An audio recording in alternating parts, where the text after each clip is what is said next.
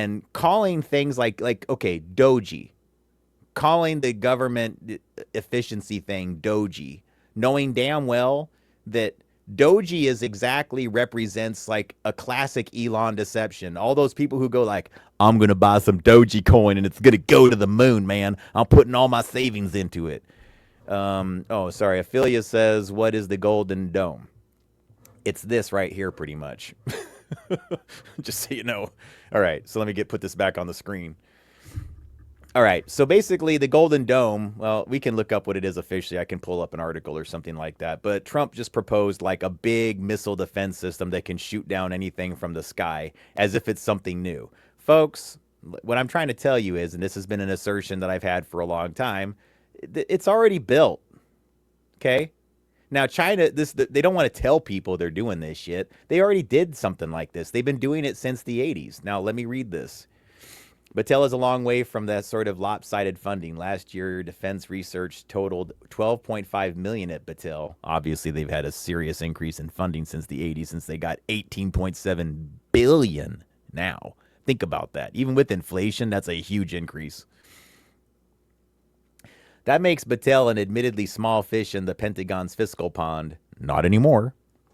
We're relatively unknown to the Defense Department, Hahn said. Not anymore. Unknown perhaps, but not invisible. The company worked on 110 defense projects in 1984, 13 for the Department of Defense, 70 for the Army, 26 for the Air Force, and 1 for the Navy. Remember, this is the lab that my brother works at today. This was in the 80s, and it's only expanded exponentially since then. And my brother ran operations at that lab. Hahn estimates that 5 years ago, defense funding for Battelle's research was at $1 million to $2 million. Think about what I just said to you, folks. My brother is the operations guy at this lab for a significant amount of time. And none of those, like, Tori and Millie and their ultimate wisdom are like, yeah, nah, don't need to talk to that guy. Fuck that, you know. Again, guys, it doesn't mean they have to. But it's strange to me that, like, the minute I talk about something, there's almost always a reporter of that ilk from that particular organization that miraculously just pops up, takes the story, and I'm at first I'm going like, thank God somebody's going to talk about this. Then I observe as they snip out all the relevant details or actually completely swap them out. Who's the guy that blocked me? There's some dude on oh shit. There's some guy on there's a guy that handles this exact topic about the Ukraine bioweapons labs that's like, shit, and his name is escaping me. He blocked me. I'm blocked by 2 people now. This guy blocked me too, and I never insulted him. I said, you keep getting it wrong.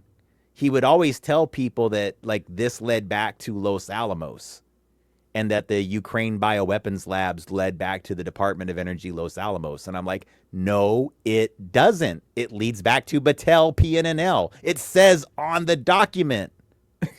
Stop misinforming people. I've done stories on it. Here is my article. You can look at the video, dude. Stop misreporting. So not only does the fucker continue to repeat the lie, along with RT America, by the way. Yeah, RT America, who you would think would tell the story straight. No, they lie also. And folks, I have the Russian document that shows that it's PNNL. Who the fuck are these liars in the media? Why can they just say it that something else and act like that's the truth? Well, folks, do we need to go back and play this again? It works exactly like Well, this. every one of those things, if I had done it, I go, yeah, it was awesome. Because they figured better Ted Nugent than some drug-infested punk in high school. Okay, it's the same shit, you guys. Do you understand what I'm telling you? They're gaslighting me, especially, because they know I know the truth. You fuckers are already building this shit. You already did.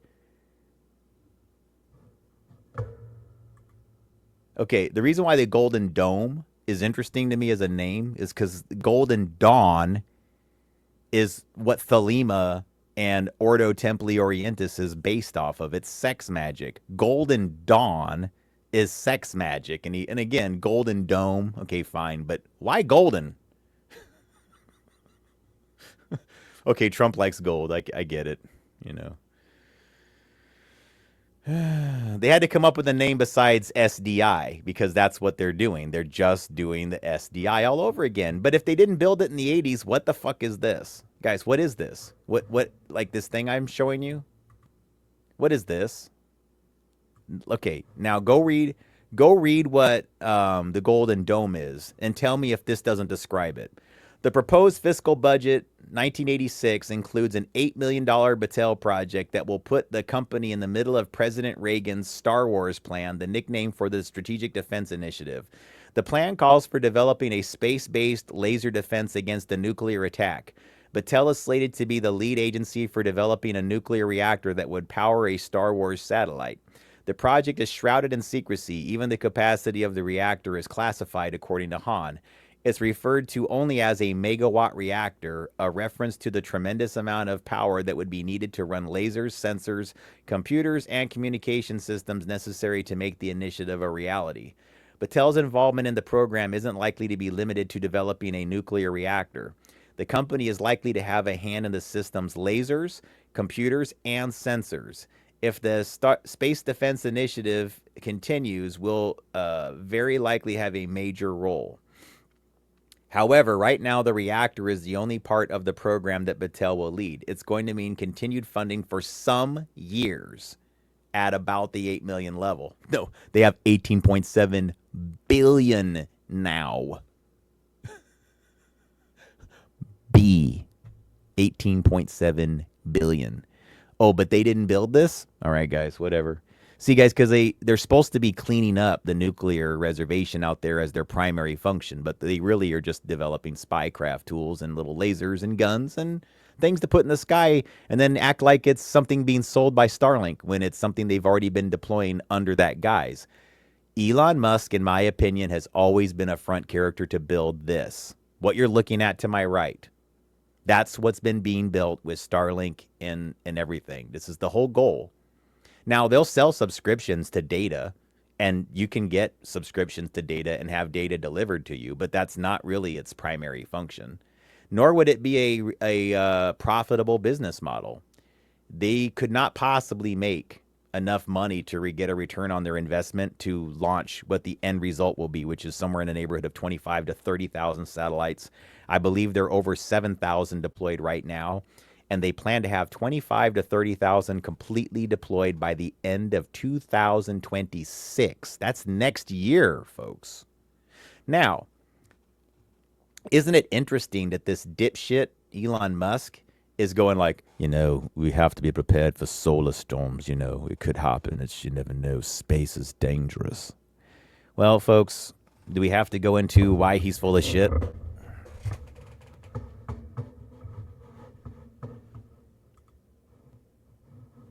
Hang on. Speaking of bombs, what is it that makes America the world's greatest nuclear power? And what is it that will make it possible for us to spend $20,000 million of our taxpayers' money to put some idiot on the moon? Well, it was the great, enormous superiority of American technology, of course, as provided by our great American scientists, such as Dr. Wernher von Braun.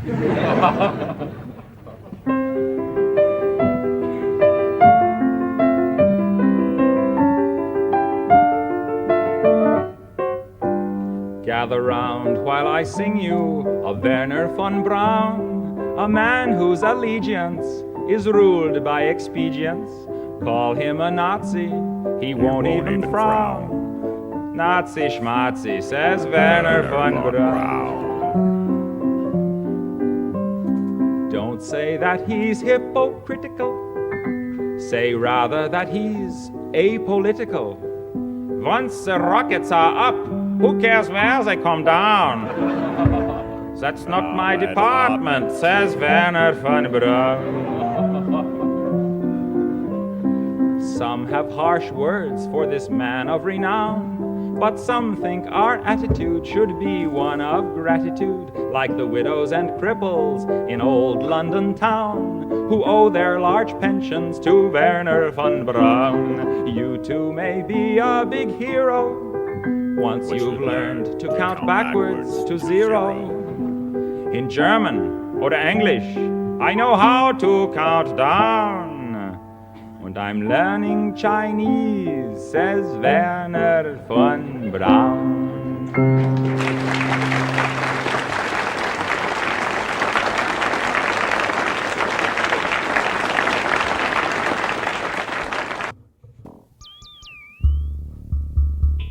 All right, let's talk about magnetosphere. Now, okay.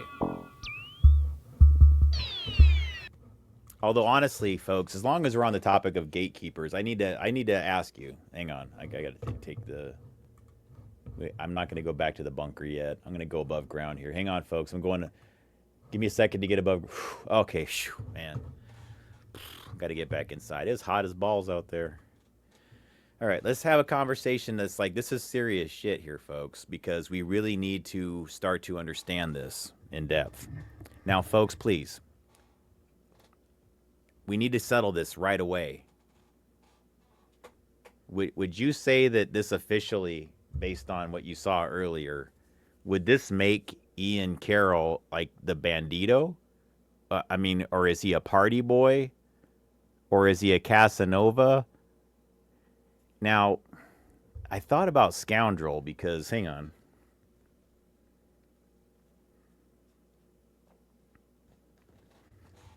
I don't know, folks. Like, I'm thinking, like, maybe, or, you know. Is that too much?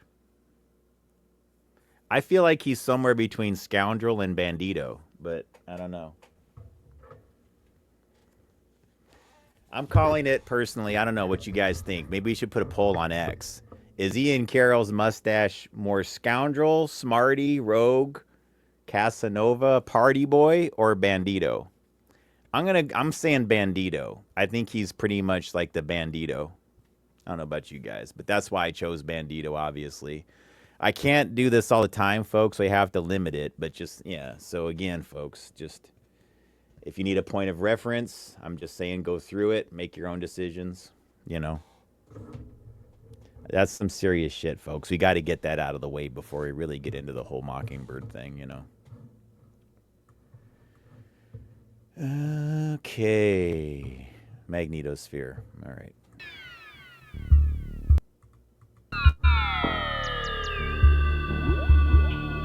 All right. So you'll hear me sometimes like say that there's times where you really should integrate Grok into something, but not as the truth. And so I have done it, folks, but I integrate Grok into my presentations when it's an Overton window issue. So I want to expand on that a little bit.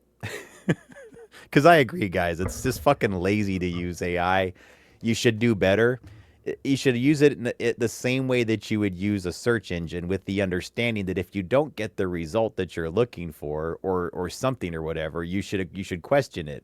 I guess the benefit to Grok AI is, like, when you use a search engine and you try to get an answer, like, you're just sort of left with trying to, like, modify whatever. You have to do the same thing with artificial intelligence. But I think it's more interesting to do with AI. Again, I still believe in doing regular research and everything else, guys. That has nothing to do with using AI and promoting it. I'm saying that for things like this, when you ask it a question that specifically addresses his business model, and you get the artificial intelligence to actually admit that something that Elon Musk is doing is dangerous, and then you see Elon Musk himself lie about something that his artificial intelligence engine has to admit is a serious risk, to me, that's pure gold. And you should share that with people. So I do. So what I'm doing here is I'm actually kind of giving it a series of questions to get it to basically admit that Starlink is dangerous and could likely cause the very solar storms that you see old Elon going, hey, everybody, I heard that we might have some problems with solar storms. I have no idea how that's going to happen, but we should be prepared. Now, what a bullshitter. Guys, read this and tell me if you think that Elon... Why would Elon hide from you that his own invention would likely be the cause? Why do you think? Again, guys, the same way he can bury that He's got parking lots full of Teslas. He's going to bury why what he's doing right now can cause a solar storm that would just singe and terraform the earth. He wouldn't care. He can go underground or into the ocean and do an underground base with a submarine and shit. They've got serious money. Do you? Okay. So I put, do low Earth orbit satellites affect the magnetosphere of the Earth? And then it does in that cheeky, I forgot to put it on the normal thing, you know. Oh, absolutely they do. It answers like it's Ian Carroll. It's the Ian Carroll setting on the AI. Oh, absolutely they do. Low Earth orbit satellites and the magnetosphere have a relationship that's more complicated than a soap opera plot. Here's the scoop. Ha ha! Anyways, space weather woes. Sorry, I won't do this the whole time. Solar flares and other space weather events can increase atmospheric drag on LEO, low Earth orbit satellites. Notice that LEO, you know, L-E-O, you know, Leo, like Leon, Leo. Anyways, Leon's a lion. Messing with their orbits like a cosmic game of pinball. This can lead to disruptions in transionospheric radio wave propagation, GNSS navigation, and more. The magnetosphere's mood swings can really put a damper on satellite operations. So it's just telling you that it can cause problems with the satellites itself there. But then check this out.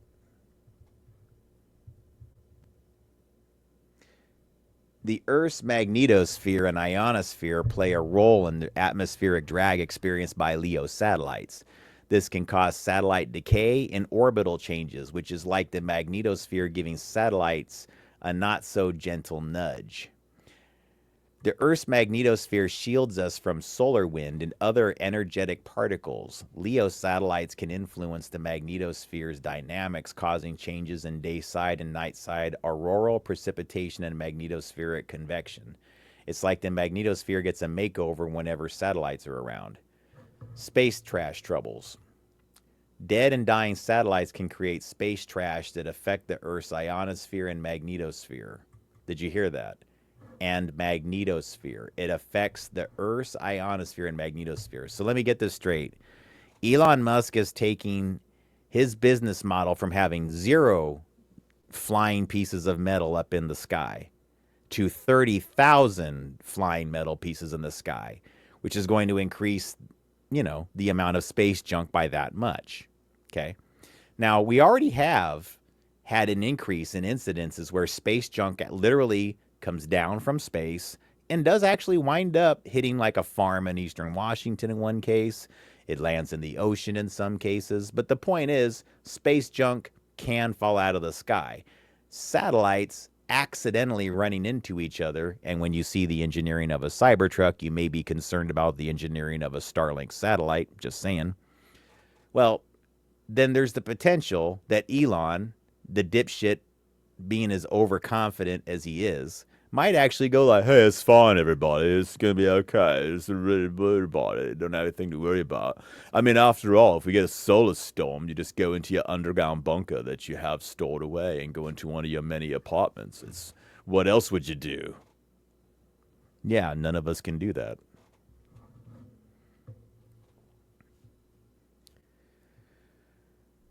The debris can disrupt our delicate plasma environment, potentially leading to a compromised magnetosphere. It's like leaving a trail of cosmic litter in your wake. The Earth's magnetosphere is a complex system influenced by solar wind. Pay attention to this, folks, and then go look at, and I'll even put it up on the screen.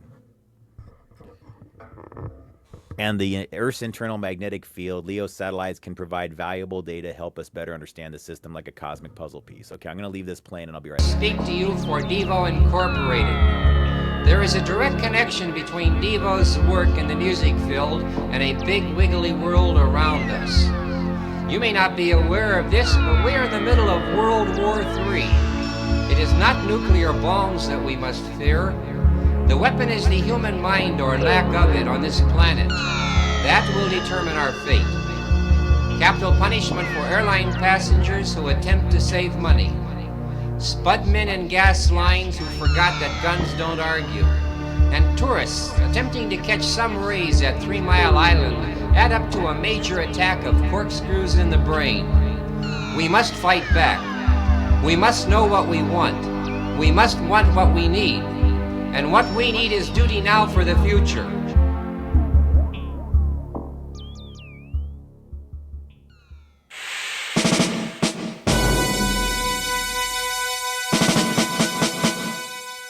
And so it is. A few are shepherds and the rest are sheep. The Devo provides the musical calisthenics needed to toughen up a world gone soft. Till we meet again, this is General Boy for Devo Incorporated. Duty now for the future. Duty now for the future. Oh, Dad, where are Devo? Okay. Here we go. Man.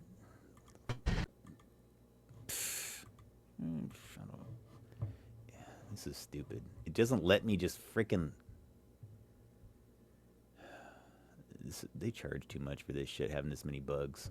All right, now that you see what I say, okay, guys, like, he's going to launch all these satellites. You can see it says right there, satellites weaken the magnetosphere. Now, then we get this from Elon. This is a backup plan in case something bad happens here, going to Mars. That's one of the benefits of Mars, is life insurance for life collectively. So eventually, all life on Earth will be destroyed by the sun. The sun is gradually expanding, and so we do, at some point... Liar. Fucking liar. Liar. Liar. Liar. Liar. Hey, everybody. You know this solar storm I'm about to cause by launching 30,000 satellites that exponentially weaken the magnetosphere? Tee-hee. There might be a solar storm, and us going to Mars and you spending shit tons of money on it is the only way to save humanity. Tee-hee. Folks, the facts are just there. It's in his own search engine. To even listen to this fucking goon any longer, you're in a cult of personality to act like a guy like me. I mean, I spent my entire life working in radio frequency, working with electromagnetic fields. I spent years designing cell towers, optimizing cellular towers. I did in-building distributed antenna systems. I did outdoor DAS. They're called DAS systems. I used to do all the filings for the FCC for like several years for all the cell towers that were brand new in my region. I was the guy that designed them. I mean, I know a lot about this shit, folks. You don't want to be doing what this dipshit is doing. And then for him to disingenuously get up and go like, it's a fact. The sun is just, it's getting hotter and there's nothing we can do. Yeah, actually, there's things that we can do.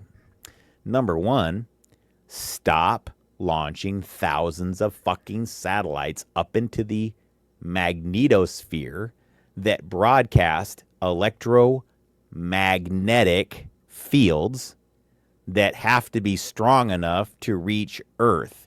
And I know your bullshit excuse. You and all your bullshit artists that fucking line up to say shit to me every time I mention this. You always go like, it's not enough to make a difference, and there's free space loss. And they come up with all this like, show me some numbers. Show me some numbers that proves it is dangerous. Show me some numbers. And I'm like, no, motherfucker. You show me some numbers that says it's safe. You show me some numbers that says that you launching 30,000 electromagnetic transmitting satellites into the sky does not affect the magnetosphere. How do you create this little lapse of like, well, because Gabriel, the reason why is because when people accept my excuse, they spend more money to go to Mars, which means I get more money. So instead of you blaming me for a problem that I'm causing, you invest more money in my bullshit. It's sort of like how the nuclear industry works. You understand. You just get deeper and deeper in the bigger fucking hole of technology or some type of dirty energy that is completely unsustainable and causes all kinds of fucked up problems. And, I have a bunker to go to, though, so don't worry about it. I mean, I'm not worried about it. So you being worried about it, I mean, I don't give a fuck about you. You could just be dead for all I care. You're all just honestly, you're all annoying me, and it's this whole thing with everything, and it's just like, oh wait, I'm sorry, too much ketamine, and I was on my HUD display. What were you guys saying? I'm sorry. Am I in an interview right now? Shit, I hate it when I go into VR mode. Need to be a multi-planet civilization because Earth will be incinerated. This is a backup plan in case something bad happens here, going to Mars. That's one of the benefits of Mars is life insurance for life collectively. So eventually, all life on Earth will be destroyed by the sun. Oh.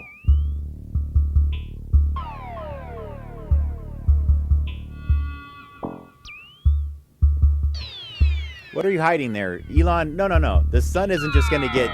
Hey, everybody, just out of nowhere, the sun's going to get too hot and burn us up. It has nothing to do with this plasma that's surrounding the Earth. It has nothing to do with the magnetosphere. It has nothing to do with the plasma in our magnetosphere. That's a delicate balance to making sure that we all think right, that we are healthy, that we receive the sun in normal cycles. No. I'm fucking with all of it. And when something bad happens... Today I feel a sense of urgency as I speak to you for Devo Incorporated. There is a direct connection... That's a hell of a leap of logic that people are allowing him. Jesse Walters, see what I'm saying, folks? We don't have fucking... We do not have journalists. That is not journalism. You're not a journalist, Jesse Walters. This isn't journalism you're doing here. This isn't even a polite fucking interview. You are letting a rich cocksucker stand in front of you and straight up lie. The sun's gonna get hot. Sun's gonna get hot. So we have to be prepared to spend a shit ton of money on space. Just like Daddy Braun did. Werner von Braun. Hey everybody, maybe I should have a secret wife out there whose last name is Braun. Perhaps I'll have her use all of her excellent research skills in my Doji agency. Just with a troll Gabe there, I think I'm going to have a baby with her and name it Charlie, too. Yeah. He's probably, you know what? He's going to be like George Foreman and he's going to have like 30 fucking kids named Charlie. You would do that, Elon, you fucking son of a bitch. Oh, man, I'm making myself laugh. It's tragically true. All right. Hang on, I'll be right back, folks. Enjoy the scene.